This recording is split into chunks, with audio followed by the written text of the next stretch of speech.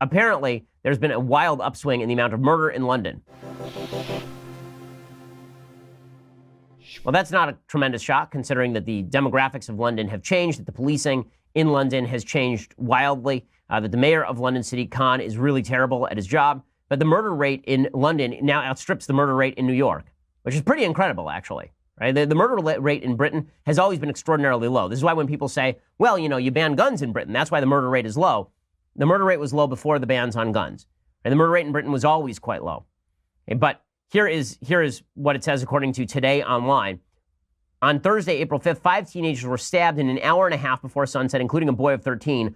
All these attacks took place in London over the past week, part of an apparent spike in violence in the British capital. After a long period of steady declines in violent crime, the city has averaged in excess of 3 killings a week so far this year. More than 50 people have been killed in London since the start of 2018. The total for all of 2017, a year when the city suffered multiple deadly terrorist attacks, was 116. Criminologists have expressed caution about drawing conclusions from only a few months' figures, but if the uptick continues, it will amount to London's highest level of violence in more than a decade. A year with 200 homicides for a city of 8.5 million people would be far from a shocking high in the U.S. New York City had 292 murders last year, according to the 2018 police commissioner's report. That was a record low. But right now, London's murder rate is outstripping the murder rate in New York City, which is, again, a pretty incredible thing. So I do love what they are now talking about in London. They're now talking about banning knives.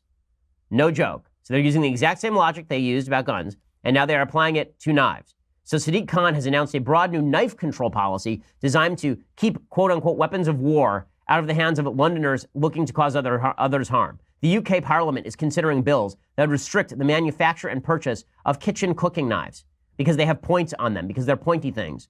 So I guess machetes would still be okay, like the one that guy used a couple of years ago, that Muslim terrorist used to chop down an actual British soldier on the streets of London. And that'll still be okay, because as we all know, machetes aren't really dangerous. Like from every horror film, we know machetes aren't dangerous, only knives are dangerous. But they're going to start determining how exactly knives are distributed. The tough immediate measures involve an incredible police crackdown, a ban on home deliveries of knives and acid, and expanding law enforcement stop and search powers so the police may stop anyone they believe to be a threat or planning a knife or acid attack. Khan announced Friday the city has created a, quote, violent crime task force of 120 officers tasked with rooting out knife-wielding individuals in public spaces, and is pumping nearly $50 million into the Metropolitan Police Department so they can better arm themselves against knife attacks. He's also empowering the Met Police to introduce targeted patrols with extra stop and search powers for areas worst affected, according to a statement. Now, one of the what's really kind of hilarious here is that one of the reasons that the crime rate is going up is because Khan is responsible for, according to Emily Zanotti at the Daily Wire, for decreasing the number of stop and searches, having previously declared the tactic racist and potentially Islamophobic.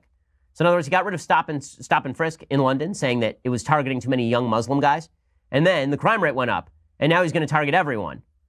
It's not really clear what they're going to use in London to cut their food anymore if you can't get a home delivery of a knife. And if you're not allowed to carry it home, how do you actually get the knife from the department store home? Parliament is set to take up heavy knife control legislation when it resumes this week. The UK government is expected to introduce a ban on online knife sales and home knife deliveries. So now you have to go to a store to purchase a knife. Maybe you have to have a license to purchase a knife. You have to be, what do you have to be, a culinary specialist? They declare it illegal to possess zombie knives and knuckle dusters in private. Zombie knives are those defined as being manufactured for the purpose of being used as a person-to-person weapon, and ban sales of caustic materials to anyone under the age of 18. Of course, that won't really stop anything, since most of these acid attacks that have been occurring are occurring among people who are late teenagers or older. London has seen a dramatic uptick in murder rates, of course. So again, it ain't about the knives, folks. Maybe you ought to look at the people who are wielding the knives. Maybe you ought to be looking at the people who are actually performing the acid attacks. But since we're not allowed to do that, we're going to crack down on knives, and then we'll crack down on fists, and then we'll crack down on any blunt object in your home. You won't be allowed to have blunt objects. Soon, we'll end up all sitting in blank rooms with no furniture, because anything can be used as, maybe pillows, but no, we could use pillows for suffocation. So eventually, we're all just walking around like John Travolta in The Bubble Boy, because that presumably will stop crime, not actually targeting criminals. Pretty amazing stuff, but demonstrates what happens when an entire civilization loses their mind and stops targeting criminality and starts instead pretending that the tools of criminality are more important than the criminals themselves.